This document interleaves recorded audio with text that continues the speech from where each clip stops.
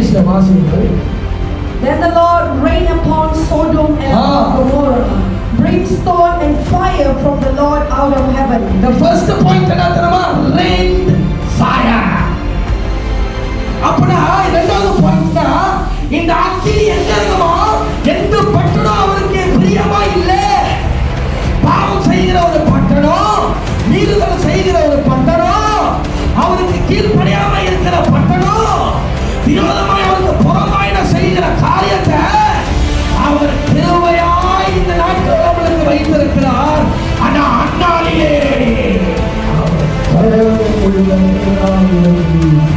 அந்த பட்டணத்திலே So this city has been destroyed by the fire from the heaven because of its sinful and transgression attitude. இரண்டாவது என்கிற ஒரு அக்கினியை பார்ப்போம். யாத்திராகமம் 3வது அதிகாரம் 2வது வசனத்தை பார்க்கலாம். Exodus chapter 3 verse. யாத்திராகமம் 3வது அதிகாரம் 2வது வசனம். Book of Exodus chapter 3 verse 2. என்னம்மா எக்ஸ்ன்றீங்க? Exodus. அங்கே கர்த்தருடைய தூதனானவர் ஒரு முச்செடியின் நடுவில் இருந்து எங்க முச்செடியின் நடுவிலிருந்து தோன்ற பண்ணின அக்கினி. முச்செடியில தோன்ற அல்லது நடுவில தோன்ற அக்கினி. இரண்டாவது அக்கினி தெரியுமா? என்னது? appeared by the bush. அப்படின்னா fire. படி. And the angel of the Lord appeared unto him in a flame of fire out of the midst of a bush. And he looked, and behold, the bush burned with fire, and the bush was not consumed. இரண்டாவது fire என்ன தெரியுமா? அக்கினி, தோன்றின அக்கினி. Second kind of fire is the fire that appeared. மூன்றாவது அக்கினியை பார்க்கலாம். Third kind of fire. 89வது சங்கீதம் Psalm chapter 89 46வது வசனம். verse 46. எதுவரைக்கும் கர்த்தாவே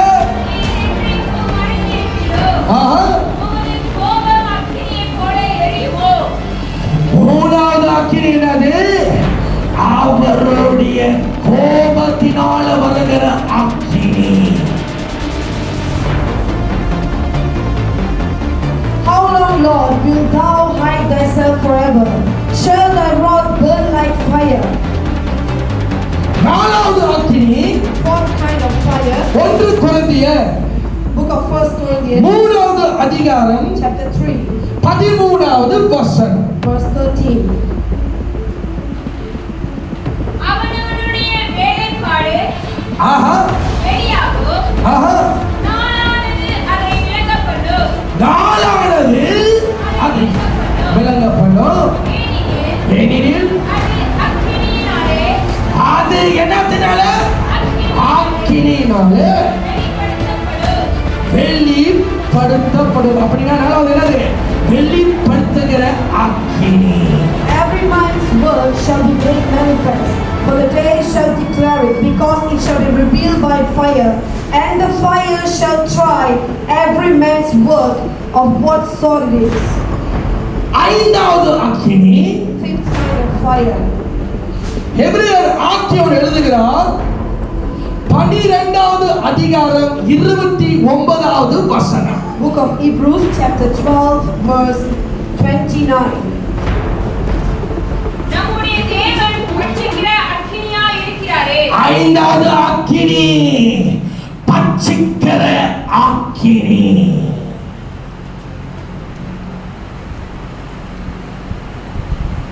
The fifth kind of fire is a consuming fire. ஹல்லேலூயா. இன்னைக்கு நம்ம பார்க்கிற அக்கினி ஐந்தாவது அக்கினி. So we're going to meditate on the fifth kind of fire. ஹல்லேலூயா. அதுக்கு முன்பாக மீறுதல் செய்தத கர்த்தருடைய அக்கினி அவர்களை பட்சித்ததாம். So before this, when people do sin against the Lord, the fire consumed them. இரண்டு பேரை உங்களுக்கு நான் காட்டி கொடுக்கிறேன். கர்த்தருக்கு விரோதமாய் ஒரு அக்கினி பலியை செலுத்தினார்கள். There are two people which they have made fire against the Lord. அதுதான் நாதாபும் அபிஹு. Nadab and Abihu. லேவியராகமம் 10வது அதிகாரம் 1வது வசனம். இது மீறுதலால செய்தது கர்த்தருடைய அக்கினி அவர்களை பட்சித்து கொன்று போட்டது. Book of Leviticus chapter 10 verse 1. பார்க்கலாம். நாதாப் அபிஹு யாருடைய குமாரர்கள்? Sons of Aaron. ஆரோனுடைய குமாரன். என்ன செய்தார்கள் பார்ப்போம். 10வது அதிகாரம் 1வது வசனம் 2வது வசனம். லேவியராகமம் 10:1-2.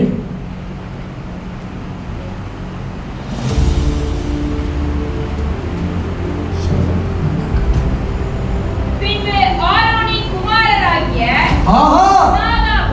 நாதாபும் அபிஹுவும் தன் தூப கலசை எடுத்து அவைகளில் அக்கினியையும் அதில் தூப வர்க்கத்தையும் போட்டு கர்த்தர் தங்களுக்கு கட்டளையிடாத அந்நிய அக்கினியை. இது என்ன அக்கினி? இப்ப புறம்பாய் செஞ்சிருக்காங்க. யாரு? நாதாபும் அபிஹு. என்ன அக்கினியை செலுத்தினார்களா? புறம்பான அக்கினி அல்லது அந்நிய அக்கினியை செலுத்தினது. இது கர்த்தர் கட்டளை கொடுக்கலையே. என்ன ஆவி போனாங்க பார்ப்போம். Nadab and Abihu offered a strange fire before the Lord, which he never commanded. தொடர்ந்து வாசிங்கள் 2வது வசனம். கட்டளையிடாத அந்நிய அக்கினியை அவருடைய சந்நிதியில் கொண்டு வந்தார்கள். எங்க கொண்டு வந்தார்களா? அவருடைய சந்நிதிக்கு. அப்பொழுது அக்கினி அப்பொழுது அக்கினி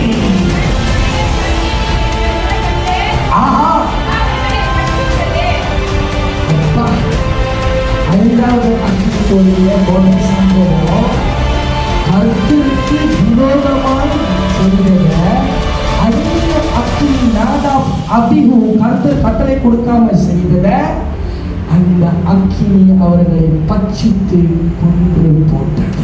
So the fire from the Lord devoured and they died before the Lord because they offered a strange fire unto the Lord. இது மீறுதலால வந்த Fire came because of their transgressions. ஹல்லேலூயா. இரண்டாவது சம்பவத்தை தியானித்து பார்க்கலாம். Second incident.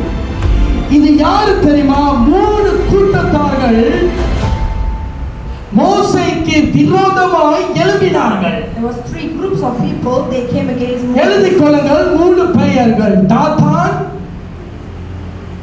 இரண்டாவது அபிராம், மூணாவது கோரா. யாரு? தாத்தான், Dathan, அபிராம், Abiram, கோரா. Korah. எங்க இருக்கு அந்த வசனம்? கண்டுபிடிச்சா ரொக்க பரிசு 100 வெள்ளி. கண்டுபிடிச்சார் ரொக்க பரிசு 100 வெள்ளி. 1 2 3. பாஸ்டர் சூசன் சொல்லுங்க, உங்களுக்கு 100 வெள்ளி. சாலா என்னாகமம் 16வது அதிகாரத்தை தொடங்க.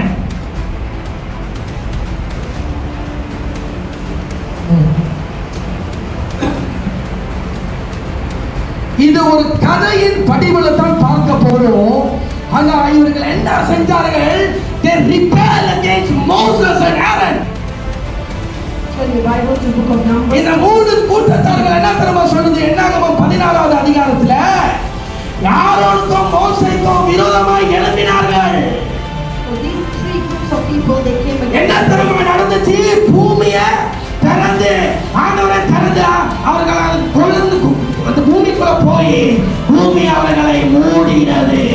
250 பேர் அக்கினியினால சென்று as they died in that consuming fire.